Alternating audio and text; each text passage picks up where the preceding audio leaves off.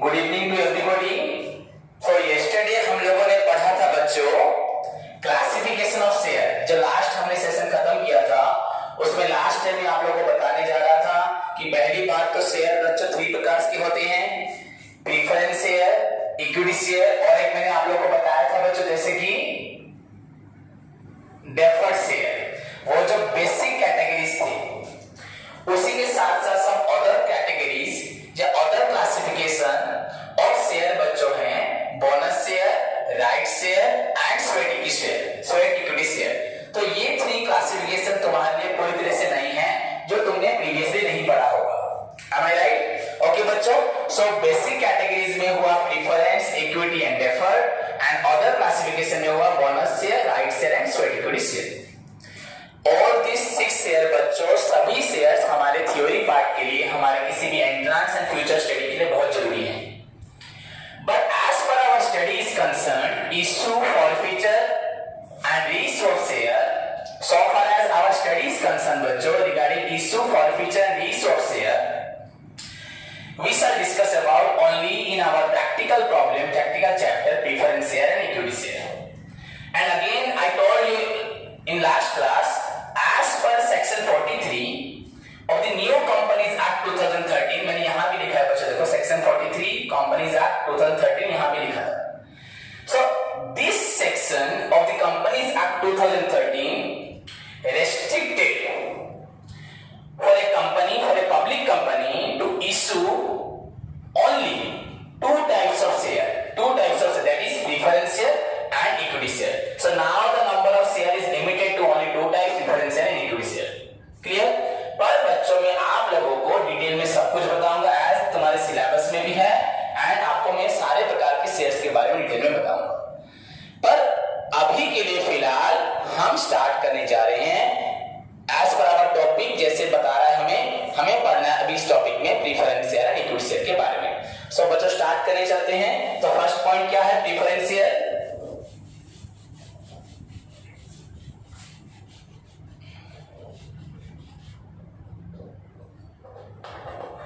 Distance को ना मतलब क्लियर है,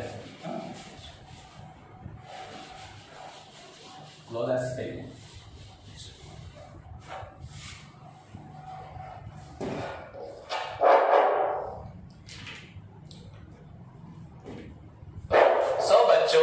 हम जो सेक्शन 43 के अंदर शेयर को क्लासिफाई करेंगे, जिसका पहला कैटेगरी है बच्चों प्रीफरेंस शेयर, मैंने शॉर्टकट में लिखा है, एंड सेकंड कैटेगरी है बच्चों इक्विटी शेयर। ओके, तो अब हम स्टार्ट करते हैं बच्चों इनको डिटेल में पढ़ने के लिए। फर्स्ट हम पढ़ेंगे प्रीफरेंस शेयर के बारे में, उसके बाद पढ़ेंगे इक्विटी शेयर के बारे में इन डिटेल में। तो पहला पॉइंट हुआ प्रीफरेंस शेयर। सभी मेरे साथ अपने नोट कॉपी में मेंटेन करोगे, ऐसा नहीं कि मैं बोलता जाऊंगा तुम लोग देखते रहोगे, लिखना पड़ेगा कंपलसरी फॉर ऑल। सो बच्चों पहला पॉइंट जो हुआ हमारा शेयर की कैटेगरीज का, that is our preference share. सभी को मालूम है। सो बच्चों स्टार्ट करते हैं, जैसे कि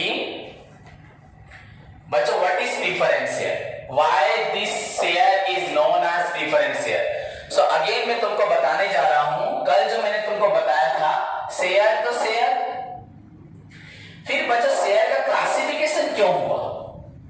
कोई स्टूडेंट सोचेगा कंपनी को पैसा जरूरत है, इसलिए उसने अपने टोटल कैपिटल की रिक्वायरमेंट को स्मॉल इक्वल पार्ट्स में डिवाइड किया, जिन पार्ट्स को हम फर्दर डिवाइड नहीं कर सकते, या इंडिविजुअल पार्ट्स में डिवाइड किया और स्पेसिफाइड अमाउंट, सबका अमाउंट स्पेसिफाइड रहेगा, चेंज होगा नहीं। सपोज इसका अमाउंट अगर 200 रुपीज है तो सभी का अमाउंट 200 रुपीज रहेगा। तो फर्स्ट ऑफ ऑल मैं तुमको इसके बारे में बता चुका हूं। फिर अगेन आज क्लासिफिकेशन क्यों हुआ एंड प्रीफरेंस शेयर को प्रीफरेंस शेयर क्यों बोला गया, ऐसा क्लासिफिकेशन क्यों हुआ।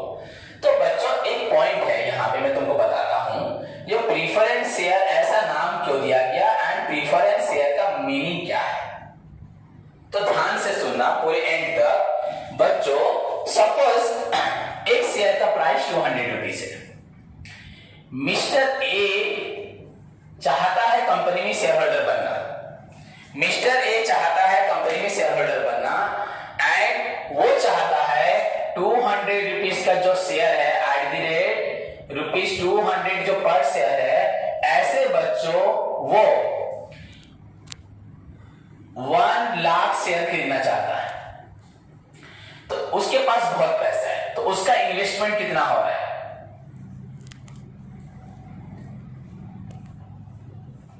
देखो बच्चों, अगर वो 1 लाख शेयर खरीदना चाहता है तो उसका इन्वेस्टमेंट कितना हो रहा है? देखो बच्चों, लगभग नहीं, एक्चुअली रियल में 2 करोड़। तो उसका इन्वेस्टमेंट हो रहा है 2 करोड़।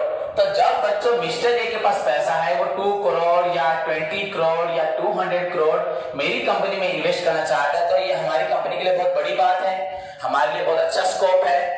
समझ में आया कि नहीं आया? बट बच्चों मिस्टर ए चाहता है 2 करोड़ या 20 करोड़ इन्वेस्ट करना, फिर भी नहीं चाहता। फर्स्ट तो पहले बोल रहा है कि मैं चाहता हूं इन्वेस्ट करना, फिर बोला सर मैं नहीं करूंगा। इसी दौरान ऐसे बहुत सारे लोग हैं वो जो इन्वेस्ट करना चाहते हैं, कम पैसा, वो लोग पैसा इन्वेस्ट करना चाहते हैं पर ये करना नहीं चाहता, पर चाहता भी है। तो यहां पे पॉइंट है, ये चाहता भी है नहीं भी चाहता, इसका मतलब क्या है? तो बच्चों यहां पे थोड़ा सा कंफ्यूजन क्रिएट होता है। वो कंफ्यूजन है, सपोज एक आदमी कंपनी में 10,000 रुपए इन्वेस्ट करता है, अगर ये 10,000 रुपए डूब जाए तो क्या वो इंसान क्या मर जाएगा, पागल हो जाएगा, वो अपना होश खो बैठेगा? ऐसा नहीं होगा। हाँ, सभी को प्रॉब्लम होगा, दर्द होगा, टेंशन होगा, पर इतना ज्यादा इसको प्रभाव नहीं पड़ेगा। एक इंसान का 1 लाख रुपए डूब जाए गरीब आदमी का, तो उसको तो बहुत परेशानी होगी, मे बी 1 लाख में भी इंसान मर सकते हैं। ओके, पर बच्चों अगर इन लोगों को प्रॉब्लम हो रही है, 1 लाख वाला भी इन्वेस्ट करने के लिए थोड़ा सा सोचेगा, 1000 बार सोचेगा, एंड उसी स्टेज में ये आदमी 2 करोड़ देना चाहता है, या सपोज ये आदमी 2 करोड़ छोड़ दो 2 लाख रुपए देना चाहता है, ये 2 करोड़ बहुत ज्यादा हो रहा है, या 20 लाख रुपए देना चाहता है, कोई भी बड़ा अमाउंट, तो ये क्यों इन्वेस्ट करेगा? जब कंपनी इसको कुछ एश्योरेंस देगी, कुछ गारंटी देगी, कुछ तो मिनिमम कुछ प्रायोरिटी देगी, कुछ तो इनको प्रायोरिटी मिलेगा कि तुम लोगों के पास ये लोग जितना ज्यादा पैसा स्पेंड कर रहे हैं, तो इनका कुछ स्पेशल राइट होगा कि नहीं होगा। मेरा कहने का पॉइंट ये है, इन लोगों के पास कुछ स्पेशल राइट्स इन लोगों को मिलेगा कि नहीं मिलेगा? बच्चों मिलेगा। कंपनी ने देखा जो लोग ज्यादा इन्वेस्ट करना चाहते हैं पर उनके मन में डर है, शायद हमारा पैसा डूब जाए तो हम लोग बर्बाद हो जाएंगे, कंगाल हो जाएंगे, रोड पे आ जाएंगे, मर जाएंगे, हमारे बीवी बच्चे रोड पे आ जाएंगे, तो इसी को ध्यान में रखते हुए वो लोग कभी भी इतना पैसा होते हुए भी इन्वेस्ट नहीं करने के लिए आगे आएंगे। पर अगर हम लोगों को ऐसे लोगों की जरूरत है तो हम लोगों को इन लोगों से पैसा लेने के लिए कुछ प्रायोरिटी देनी पड़ेगी। तो यहां कंपनीज एक्ट में कुछ बोला गया कि पहली प्रायोरिटी उन लोगों को दो, पहली प्रायोरिटी दो तुम इन लोगों को कि पहली बात बच्चों, फर्स्ट तुमको सबसे पहले अधिकार मिलेगा, get their right at first, get their right at first. बच्चों उनको पहला अधिकार, सबसे पहले उनका अधिकार मिलेगा। बच्चों राइट कैसे मिलेगा? In the form of 2 things, A B. कैसा अधिकार मिलेगा? पहली बात है बच्चों, जब कंपनी अपने प्रॉफिट को डिवाइड करके देगी, डिविडेंड, चाहे कंपनी को कोई भी प्रॉफिट हुआ होगा, इनका जो रेट ऑफ प्रॉफिट होगा, परसेंटेज ऑफ प्रॉफिट होगा, परसेंटेज ऑफ प्रॉफिट होगा, वो हमेशा फिक्स्ड होगा। परसेंटेज ऑफ प्रॉफिट इनका हमेशा बच्चों फिक्स्ड, एंड इनको फर्स्ट मिलेगा, पहले फर्स्ट। कंपनी में जितने भी शेयर होल्डर्स हैं उनको अगर कैटेगराइज करा जाए प्रीफरेंस शेयर और अदर शेयर में, सबसे पहले कंपनी का प्रॉफिट लेने का हक एंड फिक्स्ड प्रॉफिट लेने का हक है किसको? प्रीफरेंस शेयर को। तो ये पहला प्रायोरिटी हुआ। तो कंपनी का जो भी प्रॉफिट होगा उस प्रॉफिट को प्रीफरेंस शेयर ही लेगा, फर्स्ट। एंड सेकेंड चीज बच्चों है, जब बंद होती है, कंपनी लिक्विडेट होती है, हम इस टॉपिक को पढ़ेंगे, डिटेल ऑफ कंपनी अकाउंट्स पढ़ेंगे। लिक्विडेट जैसे कंपनी स्टार्ट होना पड़ते, फॉर्मेशन ऑफ कंपनी, यहाँ पे कंपनी के प्रोजेक्ट के लिए, किसी भी न्यू प्लान के लिए जो हमें पैसा चाहिए उसके बारे में पढ़ रहे हैं। तो वैसे ही बच्चों अगर कंपनी एक दिन बंद होती है एंड कंपनी सबको पैसा रिटर्न करती है, तो जितने भी ओनर्स हैं, जितने भी शेयर होल्डर्स हैं, जितने भी शेयर होल्डर्स हैं, उनमें से सर्वप्रथम फर्स्ट प्रायोरिटी बच्चों किसको मिलेगा? प्रीफरेंस शेयर को। प्रीफरेंस शेयर को उनका पैसा मिलने के बाद अगर बचेगा वो भी फिक्स्ड, इनमें कुछ कॉम्प्रोमाइज नहीं होगा। अगर पैसा कम है तो सारा पैसा प्रीफरेंस से ही ले जाएंगे, इक्विटी को अदर शेयर को कुछ मिलेगा भी नहीं। तो प्रीफरेंस शेयर को पहली बार का फिक्स्ड परसेंटेज पहले दिया जाएगा, उनको देने के बाद अगर पैसा बचता है तो उस पैसे को दूसरे शेयर होल्डर्स लेंगे, इक्विटी शेयर होल्डर। अगर नहीं बचे तो कोई नहीं लेगा, अगर कम प्रॉफिट है तो सारा प्रॉफिट यही लेंगे। ये तो पहला पॉइंट। उसके साथ साथ बच्चों जब कंपनी कभी बंद होने वाली होगी एंड सबको उनका प्रिंसिपल अमाउंट, उनका इन्वेस्टमेंट रिटर्न किया जाएगा, अगर कंपनी में थोड़ा पैसा ही बचा है आउटसाइडर्स को देने के बाद, तो सारा पैसा बच्चों प्रीफरेंस शेयर ले, ओनर्स में से सारे पैसे जिन लोगों ने प्रीफरेंस शेयर में इन्वेस्ट किया होगा वो ही लेंगे। अगर पैसा बचेगा इनको, इनका पैसा देने के बाद इनको जो इन्वेस्टमेंट होगा तो अदर शेयर्स की कैटेगरीज को मिलेगा, अदरवाइज सारा पैसा इन्हीं को देने में स्पेंड हो जाएगा। तो बच्चों इनको प्रीफरेंस का मतलब है मान्यता, इंपॉर्टेंस। तुमको मैंने प्रीफरेंस दिया, इंपॉर्टेंस दिया गया, इनको कुछ प्रायोरिटी दी गई एंड सच प्रायोरिटी हुआ बच्चों they get their right at first in the form of dividend. पहला तो हुआ डिविडेंड के तहत उनको प्रायोरिटी मिला एंड सेकंड पॉइंट बच्चों जब लिक्विडेट होता है उनको अपना प्रिंसिपल अमाउंट, इनको पहले अपना प्रिंसिपल अमाउंट मिलता है। समझ में आया कि नहीं? इनको पहले अपना प्रिंसिपल अमाउंट इनको पहले दिया जाता है।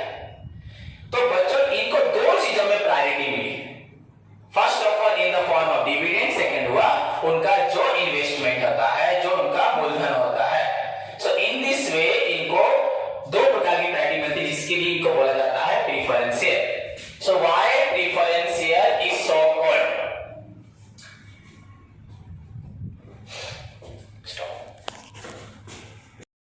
सो इसी के साथ बच्चों हमें मालूम पड़ा कि प्रीफरेंस शेयर को प्रीफरेंस शेयर क्यों बोला जाता है, क्योंकि उनको उनका अधिकार सर्वप्रथम मिलता है। जितने भी शेयर होल्डर्स हैं तो उनको हमने एक एश्योरेंस दिया, एक गारंटी दिया कि जब हम लोग अपने प्रॉफिट को डिस्ट्रीब्यूट करेंगे, सर्वप्रथम profit at a fixed rate तुमको मिलेगा। एंड सेकेंड चीज है बच्चों, जब कंपनी कभी बंद होती है तो उसमें भी प्रीफरेंस शेयर को ही पहले उनका रिटर्न मिलेगा, जितना उनका रिटर्न है उस समय। अगर वो कंपनी का शेयर का वैल्यू बढ़ गया होगा तो उनको ज्यादा मिलेगा, एंड घट गया होगा तो कम मिलेगा। एंड कंपनी के पास जितना पैसा होगा इनको पहले दिया जाएगा, इनका रिक्वायर्ड अमाउंट सेटिस्फाई होने के बाद अगर कुछ बचेगा तो अदर फॉर्म्स ऑफ शेयर्स को उनका रिटर्न मिलेगा। That is why it is known as preference share. तो बच्चों प्रीफरेंस शेयर फिर से बोलता हूं, देखो जल्दी क्विक, थोड़ा क्लोज ले लो कैमरा को और थोड़ा थोड़ा मूव भी करो। हाँ, प्रीफरेंस शेयर। सो बच्चों preference shares are those shares which get preference shares are those shares which get their right at first। First मतलब बच्चों दैट इज, फर्स्ट का मतलब हो सकता है that is before other categories of share, other forms of share या types of share, that is before other forms of share. ये लिखने की जरूरत नहीं है, बस तुम्हारे जानने के लिए। प्रीफरेंस शेयर, इसको याद रखना, preference share are those shares which get their right at first, okay, their बच्चों उन लोगों का देयर रेट ऑफ डिविडेंड, बच्चों डिविडेंड का मतलब सबको मालूम है, जब प्रॉफिट को इक्वली डिवाइड करते हैं तो ईच पार्ट को डिविडेंड बोलते हैं। The divisible profit is known as dividend which is utilized for the payment of dividend among the shareholders. So that their rate of dividend is बच्चों fixed. Clear? इसका मतलब नहीं कंपनी को loss होगा तो उनको फिक्स्ड रेट ऑफ डिविडेंड मिलेगा, पर उनका रेट ऑफ डिविडेंड है फिक्स्ड। क्लियर? बच्चों अगर देखा जाए ये लोग हमेशा फिक्स्ड रेट ऑफ डिविडेंड लेते हैं। कंपनी का अगर कम प्रॉफिट हुआ है, नुकसान होगा तो किसी को नहीं मिलेगा। बच्चों ये भी ऑनर्स हैं, इनको भी ऑनर बोला जाता है, याद रखना। ओके बच्चों, पर समझो अगर प्रॉफिट कंपनी का कम होता है फिर भी ये लोग फिक्स्ड प्रॉफिट लेंगे, फिक्स्ड प्रॉफिट। एंड अगर सारा प्रॉफिट लेने के बाद जो कम प्रॉफिट या प्रॉफिट जीरो होगा तो किसी और को नहीं मिलेगा। मतलब ये अपना प्रॉफिट पोर्शन को कभी कम करना नहीं चाहते। तो इसलिए बच्चों they are just like the creditors of the company, just like creditors for the company. मेरी बात को बच्चों कहीं पे क्रेडिटर नहीं लिखना, जस्ट लाइक द क्रेडिटर। जैसे कि सपोज बच्चों एक पेरेंट्स के दो बच्चे हैं, दो सन हैं, तो एक सन पेरेंट्स की सारी मजबूरी को समझता है, आज कम है तो वो कम खाना खाएगा, पेरेंट्स के साथ देगा। पर और एक सन है बोलता है मुझे फर्क नहीं पड़ता, आज घर में खाना कम बना है तो मुझे मेरा पूरा खाना चाहिए। सपोज घर में पेरेंट्स में मदर है प्लस फादर है, 4 रोटी आज है और ये अकेला 4 खाता है, तो आज इसको 4 ही खाना है। ये पेरेंट्स, मदर, फादर एंड दूसरे भाई को किसी प्रकार का कोऑपरेट नहीं करेगा, उनके साथ कुछ भी शेयर नहीं करेगा। तो बच्चों ये सन है कि नहीं है? सन है, जरूर इनका सन है, इनका ही बेटा है, इनके ही खून से बना है। पर बच्चों बेटा हो के भी बेटे का कर्तव्य निभाता नहीं है, ये सिर्फ अपना हिस्सा एंड फिक्स्ड मांगता है। So that is why they are just like the creditor, they are the owners, but preferential owners हैं, but just like the creditors। समझ में आया सबको? क्लियर बच्चों? Okay, so preferential are those shares which get the right at first, their rate of dividend is fixed, they are just like the creditors for the company। Okay, so next move to the बच्चों some I provide you now some more information about the preference share, very essential for your topic in company accounts, corporate accounting में चाहिए हमें। इसके साथ साथ बच्चों FMIS में भी बहुत जरूरी है, वहां पे डिटेल्स ऑफ थ्योरी तुमको जरूरत होगा तो वहां तो पढ़ेगी दोबारा, पर यहां पे सुनो बच्चों प्रीफरेंस शेयर की कुछ फीचर्स, बेसिक कैरेक्टरिस्टिक्स। बच्चों basic characteristics of preference share क्या क्या है? तो पहली बात बच्चों, they get their rights at first, और बोल सकते हैं बिफोर अदर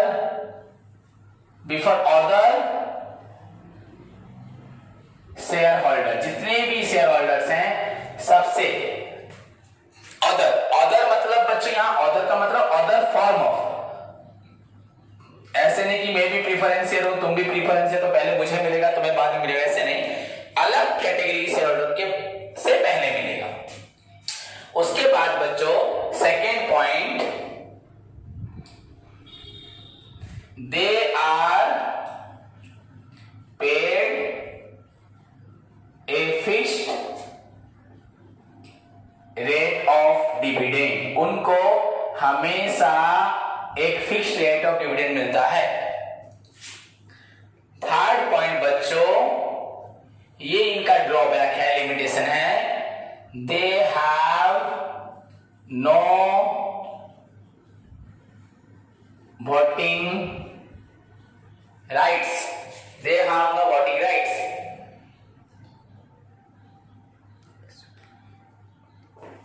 उसके बाद बच्चों वैसे ही they are not allowed, देखो बच्चों, they are not allowed to take part in management, उनको मैनेजमेंट में पार्टिसिपेट करने के लिए अलाउ नहीं किया जाता। एंड बच्चों और एक पॉइंट है, वो टॉपिक भी है हमारा, बाद में हम लोग पढ़ेंगे।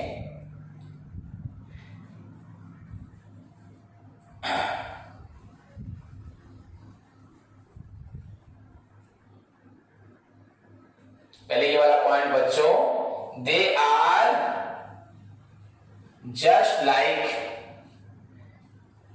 The creditors. देखो मीनिंग से सारे पॉइंट्स निकले, creditors. Okay, these are the basic characteristic, they get their right. पहला पॉइंट है बच्चों, they get their right at first. And second बच्चों, they are paid a fixed rate of dividend. Next बच्चों, इनके पास कोई वोटिंग राइट नहीं है, कोई अधिकार नहीं है।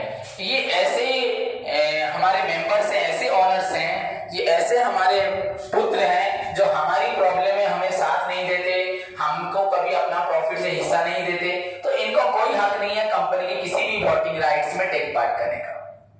And they are also not allowed company की किसी भी डिसीजन मेकिंग प्रोसेस में उनको भी पार्टिसिपेट करने के लिए कोई भी अलाउ नहीं है। तुमको अपने प्रॉफिट से मतलब है, फिक्स्ड प्रॉफिट हम आपको देंगे।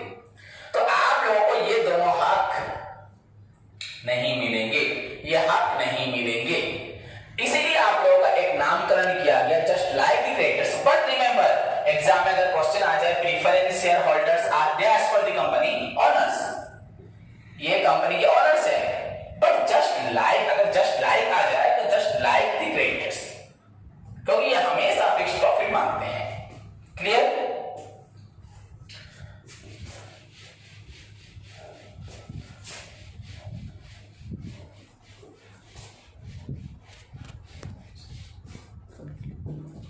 इसी के साथ जो मैंने अभी थोड़ी देर पहले तुमको बोला, एक टॉपिक के रूप में हम जिसको पढ़ेंगे, दैट इज योर बच्चों 6th पॉइंट।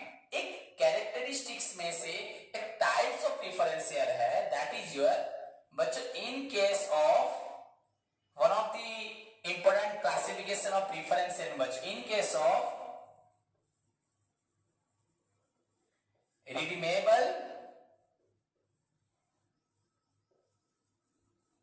preference share, इनका जो प्रिंसिपल अमाउंट होता है बच्चों, इनका जो प्रिंसिपल अमाउंट होता है, जो इन्वेस्टमेंट अमाउंट होता है, investment amount in case of reduced preference share, इनका प्रिंसिपल अमाउंट मस्ट बी बच्चों रिफंडेड, इनको रिफंड हो जाता है, must be refunded before the liquidation. इनके लिए कंपनी कभी भी एंड होने तक वेट नहीं करती। पहली बात बच्चों, अगर राम ने एक दुकान खोली है तो राम अपनी दुकान में जो पैसा लगाता है, इस पैसे को कभी नहीं उठा सकता। अगर उठा देगा तो उसकी दुकान ही उड़ जाएगी, उड़ गई। तो वो हमेशा दुकान से सिर्फ प्रॉफिट को लेके अपने घर जाएगा एंड प्रिंसिपल अमाउंट कभी नहीं उठाएगा। तो इसी के साथ जितने भी शेयर होल्डर हैं कभी प्रिंसिपल अमाउंट विड्रॉ नहीं करेंगे। पर एक शेयर होल्डर है, that is your redeemable preference share, उनको उनका पैसा कंपनी रिफंड कर देगी बिफोर द लिक्विडेशन से पहले। और इनको छोड़ के जो भी शेयर होल्डर होंगे हजारों साल तक पैसा नहीं उठा सकते। समझ में आया? ओके। पर बच्चों फिर कोई सोचेगा सर कब तक रिटर्न करेंगे, वो तब तक जिएगा कि नहीं जिएगा। बच्चों नया रूल जो निकला है डिटेल में पढ़ेंगे, विद इन 20 ईयर्स, ये तुमको बता दे रहा हूं, बाद में थ्योरी लिखवाऊंगा। 20 आज की डेट में कोई भी प्रेफरेंस शेयर ऐसा नहीं है जिसका पैसा 20 ईयर्स के बाद रिफंड होगा, तो सबका पैसा 20 ईयर्स में हो जाएगा। और एक चीज मैंने अभी तुम लोग को बताया कि किसी का पैसा रिटर्न नहीं होता, कंपनी जब तक बंद नहीं होगी। अगर कंपनी 100 साल चलेगी तो 100 साल तक पैसा रहेगा। तो कोई सोचे सर हमारा पैसा हमें कैसे नहीं मिलेगा, तो अगर हमें जरूरत हुआ तो हम क्या करेंगे? हाँ बच्चों मिलेगा। सपोज एक कंपनी में ए ने पैसा इन्वेस्ट किया है, ऐसे बहुत सारे लोग हैं, इसने 1 करोड़ रुपए इन्वेस्ट किया है, इसको पैसा निकालना है तो कंपनी रिफंड नहीं करेगी। अगर सपोज मार्केट में ऐसे बहुत सारे लोग होंगे जो भी इस कंपनी में पैसा लगाना चाहते होंगे, तो अगर ऐसे एक इंसान है जेड, ये पैसा लगाना चाहता है पर कंपनी इससे और पैसा नहीं लेगी। अगर कंपनी ये ए क्या करे, अपना हिस्सा इसको सेल कर दे एंड ए की जगह ऑनर बन जाए जेड, तो जेड ए को क्या करेगा? पैसा दे देगा। जेड ए को 1 करोड़ रुपए दे देगा एंड ए निकल जाएगा, जेड अब ऑनर बन जाएगा। कंपनी इस बार से डिविडेंड किसको देगी? जेड। तो इसी को बोलते हैं ट्रेडिंग। मार्केट में आप अपने शेयर का पैसा किसी और के थ्रू किसी और को शेयर बेच के उससे पैसा ले सकते हो, सो दैट वो आगे कंपनी का मेंबर बन जाएगा एंड तुम कंपनी से निकल जाओगे, पर कंपनी तुमको तुम्हारा पैसा रिफंड नहीं करेगी। बट अगर रिडीमेबल प्रेफरेंस शेयर होगा तो कंपनी उसका पैसा खुद ही रिटर्न कर देगी, मैक्सिमम विद इन 20 इयर्स। पहले बोला जाता था इसको लिक्विडेशन से पहले। Okay, clear? So this is all about your preference share. Next move to the बच्चों second categories of share, that is our equity share. तो मैंने यहाँ पे प्रीफरेंस शेयर के बारे में आप लोग को बताया, उसके साथ ही साथ मैंने आपको ये बताया कि प्रीफरेंस शेयर को प्रीफरेंस क्यों बोला जाता है। अब सेकेंड पॉइंट बच्चों इक्विटी शेयर।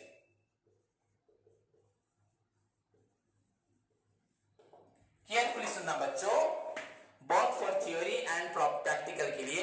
बच्चों what are equity shares?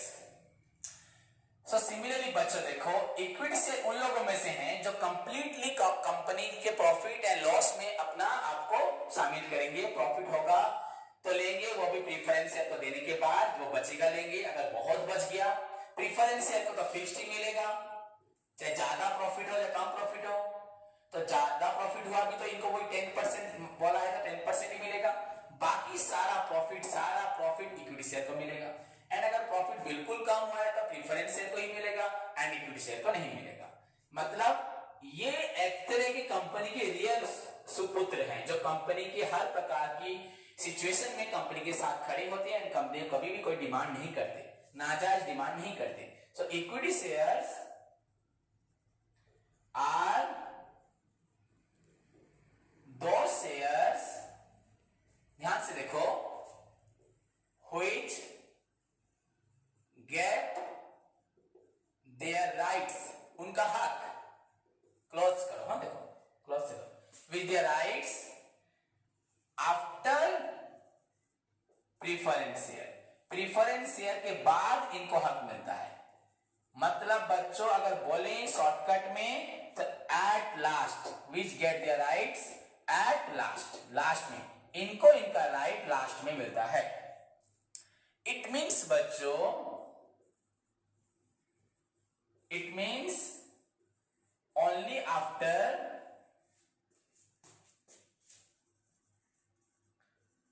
Making the payment of preference share holder, जिनको फिक्स्ड पैसा चाहिए, only after making the payment of preference shares को फिक्स्ड अमाउंट देने के बाद अगर कुछ बचा, the balance amount, the balance is distributed among all the, अगर बचेगा, ज्यादा बचे तो सारा पैसा लेंगे, कम बचेगा तो कम लेंगे, नहीं बचेगा तो नहीं लेंगे, among the equity share। इसलिए बच्चों इनको पेमेंट करने के बाद इनको पैसा जो बचेगा मिलेगा, बैलेंस। इसलिए बच्चों यहां बोला जाता है here the rate of dividend, यहां पे डिविडेंड कितना होगा ये किसी को भी नहीं पता। Rate of dividend is not fixed, ज्यादा हो सकता है, कम हो सकता है, जीरो हो सकता है। एंड बच्चों they are the real owner, real owner वही होता है जो कंपनी की हर सिचुएशंस में कंपनी के साथ खड़ा होता है, they are the real owners of the company, because ये कंपनी को कभी भी कोई नाजायज डिमांड नहीं करते। So this is all about your equity shares. So equity shares are those shares which get their right at last बच्चों या after preference share. It means बच्चों ओनली आफ्टर, देखो point to be noted, only after making the payment of preference share, the balance is distributed among all the equity shares. Clear? And here इसलिए बच्चों here the rate of dividend जो होता है कभी fix नहीं होता, and they are regarded as, considered as, treated as, उनको नाम दिया जाता है the real owner, तो इनका प्रायोरिटी है real owner, ये कंपनी के ऑनर्स है। सो this is all about equity shares. Now इनके बारे में कुछ एक्स्ट्रा पढ़ेंगे, कैरेक्टरिस्टिक्स, जो फीचर्स बोला जाता है, जो इन्हीं मीनिंग से निकलेंगे।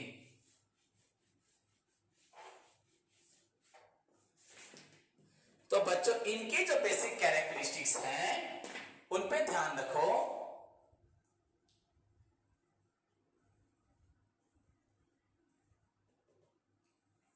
उन पे ध्यान करो बच्चों। इनमें से पहला पॉइंट तो हमको सबको मालूम है, सारे मीनिंग से ही निकलेंगे। जैसे बच्चों they get their right after preference share या एट लास्ट, छोड़ो प्रीफरेंस शेयर्स। देन बच्चों इनका rate of dividend, okay, they are not paid a fixed rate of dividend,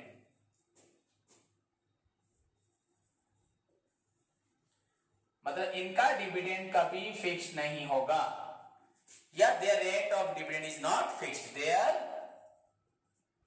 rate of dividend is not fixed, कभी fix नहीं होगा। Third point बच्चों इनका, ये ऑनर्स हैं, सो दे हैव वोटिंग राइट्स, इनके पास पूरी तरह से कंपनी को वोट देने का अधिकार होगा। They take part in management, management में वो लोग पार्ट कर सकते हैं। एंड बच्चों सबसे लास्ट पॉइंट हुआ they are the real owner, meaning से निकल गया real owner of the company.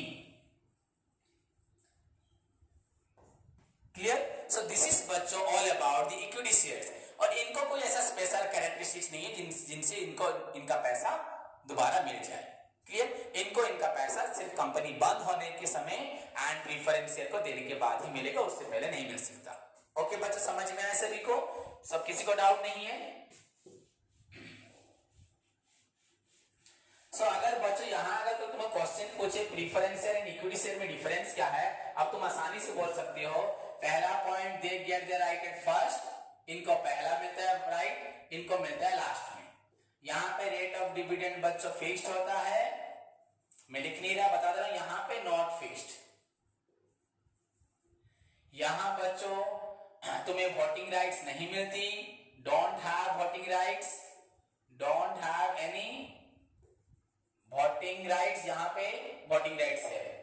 4 में यहां take part in management, take part in management नहीं है, यहां पे है। ये लोग एक तरह से क्रेडिटर्स हैं, ये रियल ऑनर है, पर दोनों ही ऑनर है, पर ये रियल ऑनर, ये just like the creditors. So in this way तुम लोग प्रीफरेंस शेयर को इक्विटी शेयर से क्लासिफाई कर सकते हो, प्रीफरेंस शेयर को इक्विटी शेयर से क्लासिफाई कर सकते हो। ओके, तो आगे बढ़े बच्चों, the next person of your topic.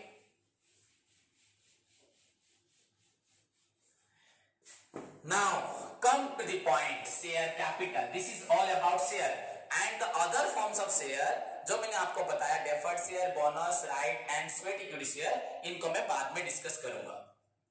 तो नाउ बच्चों आवर टॉपिक स्टार्ट होने जा रहा है। शेयर पढ़ने के बाद शेयर कैपिटल जो पढ़ा है वो भी टॉपिक के अंदर ही है, पर अब पॉइंट पे आ गए शेयर कैपिटल। तो बच्चों सभी लोगों ने क्या किया, थोड़ा थोड़ा करके हमें पैसा दिया,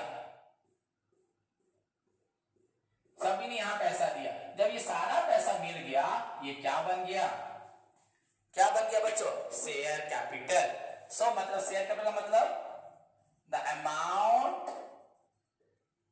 which is which is received from public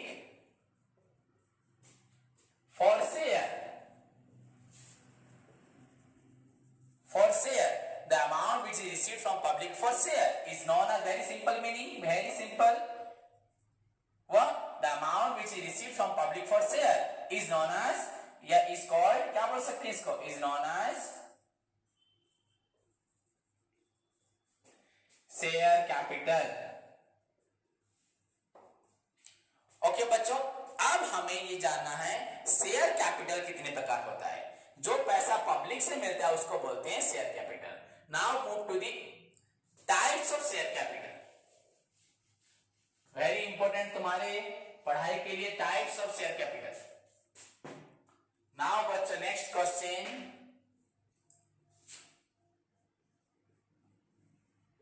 types of share capital. बच्चों इसके अंदर हमें जो जो कैटेगरीज मिलेगी, सबसे पहला नाम है ऑथराइज्ड शेयर कैपिटल। उसके बाद बच्चों issued capital. Third subscribe capital. Fourth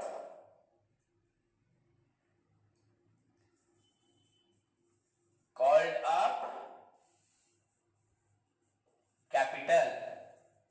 fifth point बच्चों paid up capital. Sixth point बच्चों अनपेड कैपिटल। सेवेंथ पॉइंट बच्चों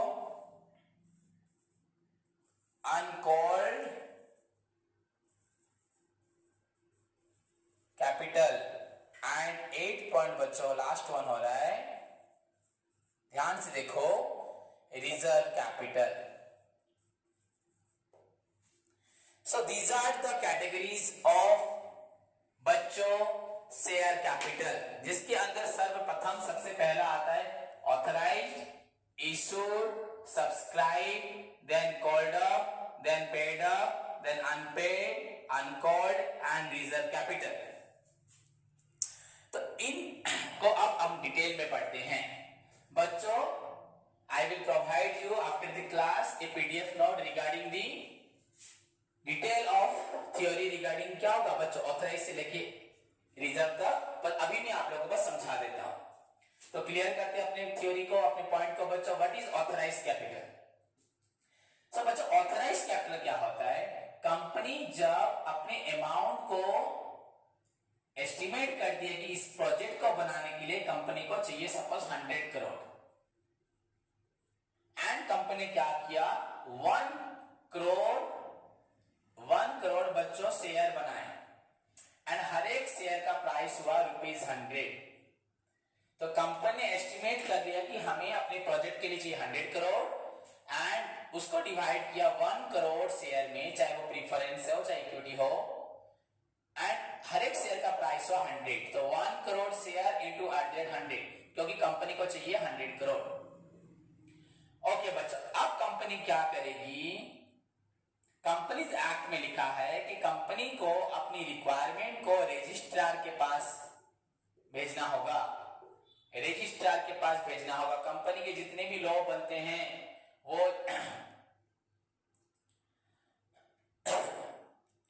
NCLT हो, NCLAT हो, ये सब कंपनी के लिए पॉलिसीज जो बनाते हैं, National Company Law Tribunal, National Company Law Appellate Tribunal and registrar, ये सब कंपनी के सारे कामों को अनुमति देते हैं, परमिशन देते हैं। तो कंपनी को पहले अपनी रिक्वायरमेंट इनके पास भेजना पड़ेगा कि हमें इतना पैसा पब्लिक से उठाना है। तो अगर ये लोग परमिशन देंगे तो ये लोग उठा पाए। अगर ये लोग परमिशन दिए नहीं, 100 करोड़ नहीं उठा सकते, 80 करोड़, तो 80 करोड़ ही पैसा उठा पाएंगे। तो मतलब अगर शेयर का प्राइस 100 है, या वो लोग बोल दे आप अपना शेयर का प्राइस 1 करोड़ शेयर रखो पर प्राइस को 80, तो 80 किया तो हमें अपना शेयर का प्राइस 80 करना पड़ेगा। तो इसके साथ बच्चों जितना हमें परमिशन मिलेगा, ग्रांट हमें मिलेगा, हम उतना ही लोगों से ले पाएंगे। तो बच्चों इसको बोला जाता है ऑथराइज्ड कैपिटल। बच्चों द मैक्सिमम अमाउंट कंपनी जितना मैक्सिमम अमाउंट तुम लोगों से उठा सकती है, the maximum amount which A company is authorised, which A company is authorised, the maximum amount which a company is authorized to raise from public, जितना maximum amount company public से उठा सकती है उसको बोलते हैं ऑथराइज्ड कैपिटल। एंड बच्चों इसका अदर नेम है नॉमिनल कैपिटल, और बोला जाता है बच्चों इसको रजिस्टर्ड कैपिटल, क्योंकि इतना रजिस्टर होता है, ये इससे ज्यादा पैसा नहीं उठा सकते। ये है मैक्सिमम अमाउंट। क्लियर? उसके बाद बच्चों इशूड कैपिटल, सर्वाधिक मैक्सिमम जितना पैसा, जितना लिमिट तक कंपनी लोगों से पैसा ले सके उसको ऑथराइज्ड कैपिटल या नॉमिनल कैपिटल या रजिस्टर्ड कैपिटल बोला जाता है। उसके बाद बच्चों इशूड कैपिटल, तो कंपनी को सपोज ग्रांट मिल गया कि आप 1 करोड़ शेयर इशू कर सकते हैं @80 करके, तो हम 80 करोड़ उठा सकते हैं। तो हमारा मैक्सिमम लिमिट हुआ 80 करोड़। हम जितना लोन मांगेंगे बैंक को जरूरत नहीं, बैंक हमें उतना सैंक्शन करेगी, बैंक कम भी कर सकती है। तो अब बच्चों 80 करोड़ का हमें अभी तुरंत चाहिए, सारे शेयर के अभी इशू करने की जरूरत है, हमें परमिशन है 1 करोड़ शेयर इशू करने की। पर अगर हमें इनिशियली 80 लाख शेयर इशू करने हैं, 70 लाख शेयर इशू करने हैं, या 1 करोड़ कर सकते हैं, हम जितने शेयर इशू करेंगे पब्लिक को, 80 लाख शेयर इशू किया 80 रुपीस करके, इतना पैसा पब्लिक से चाहिए हमें। तो जितना इशू करेंगे बच्चों उसको बोला जाएगा, जितना इशू करेंगे बच्चों उसको बोला जाएगा इशूड कैपिटल, है ना। हमें ग्रांट दिया गया 1 करोड़ पर हमने इशू किया 80 लाख। सो बच्चों it is a part of authorised capital which is actually issued to public for subscription. It is a part of authorised capital which is actually issued और for which applications are invited। इसके लिए हम लोगों को बुलाएंगे, हमने लोगों को 80 लाख से बुलाया, तो it is a part of 1 crore. ये 1 करोड़ भी हो सकता है, 90 भी हो सकता है, कम हो सकता है, ज्यादा नहीं हो सकता। so it is known as issued capital, it cannot be more than authorized capital। तो मैंने 80 लाख लोगों को बुलाया, that is known as issued capital।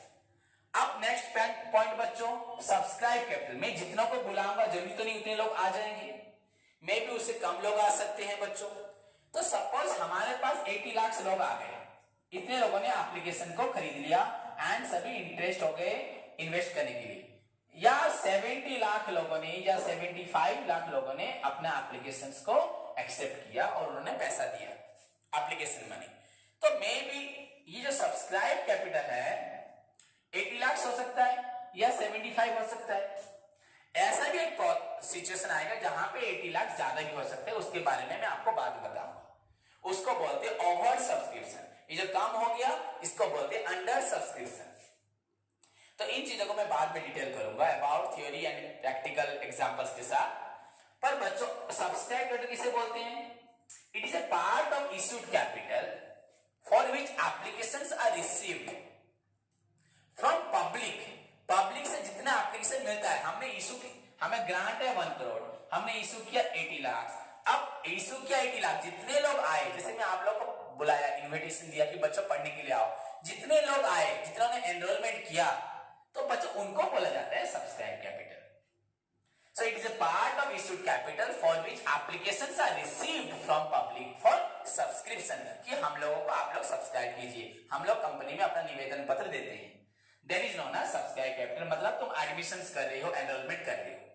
उसके बाद का जो पॉइंट है बच्चों, that is known as called up capital.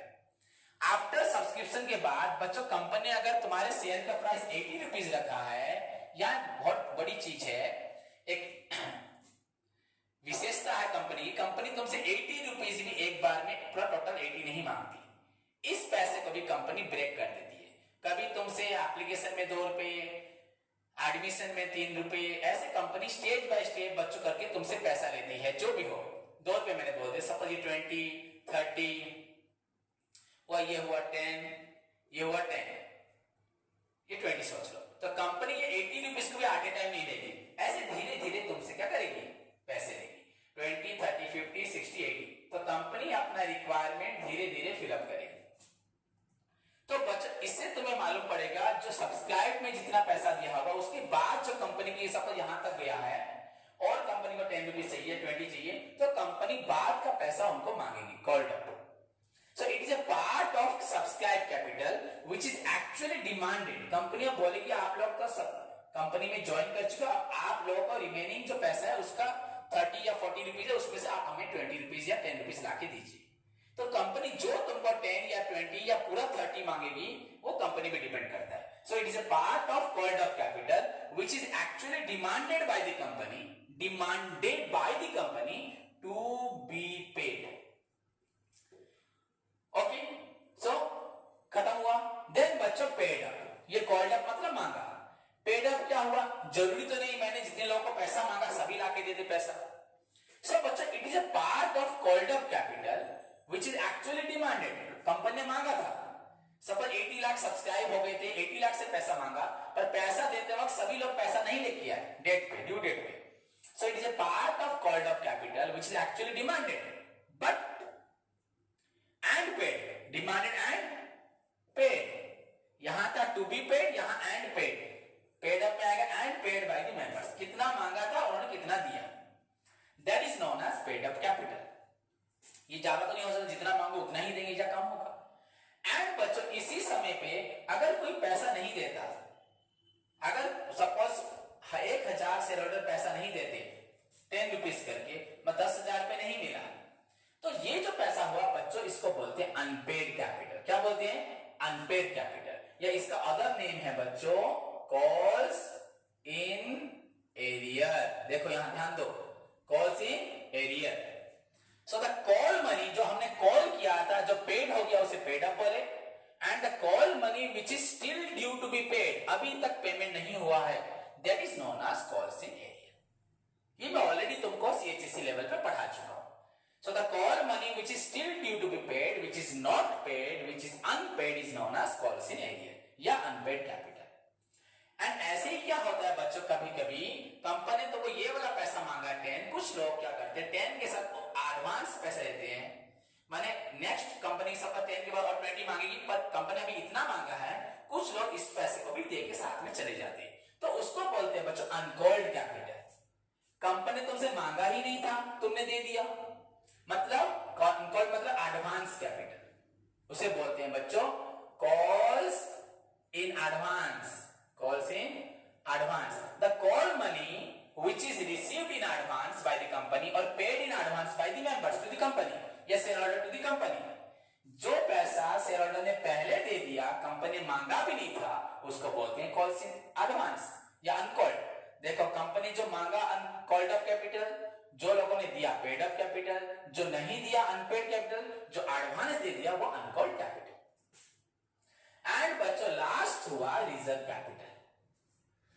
बच्चों रिजर्व कैपिटल क्या होता है, it is a part of subscribe capital. Suppose बच्चों मेरे पास एडमिशन सभी 80 लाख लोगों ने एप्लीकेशन डाल दिया. अब मुझे कॉल्ड अप में 70 लाख लोगों की जरूरत है. मैंने सोचा 10 लाख से पैसा नहीं लूंगा अभी.